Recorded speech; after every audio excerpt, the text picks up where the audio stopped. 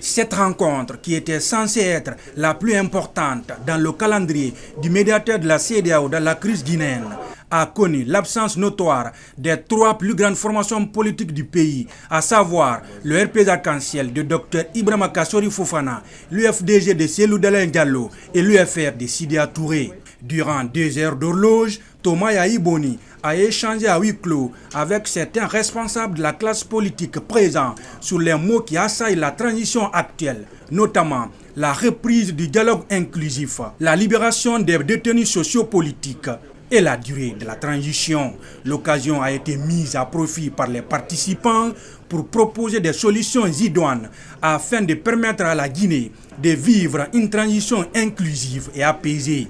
Au sortir donc de cette rencontre, certains leaders des coalitions politiques se sont prêtés aux questions des journalistes.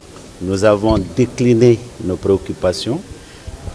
Les questions nous ont été posées sur le cas de ceux qui sont par exemple en prison ou ceux qui sont à l'extérieur. Qu'est-ce qu'il faille faire pour avoir tout le monde autour de la table?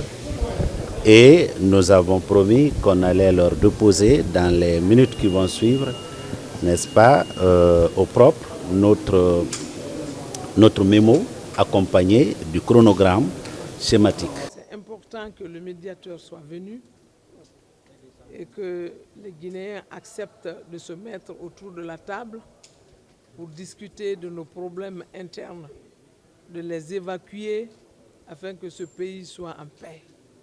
Mais vous comprendrez qu'à cette étape de discussion, il faut garder le secret des alcôves pour que les décisions ou les résolutions ou les propositions qui vont sortir de là soient des propositions consensuelles. De la volonté de faire de cette transition une sortie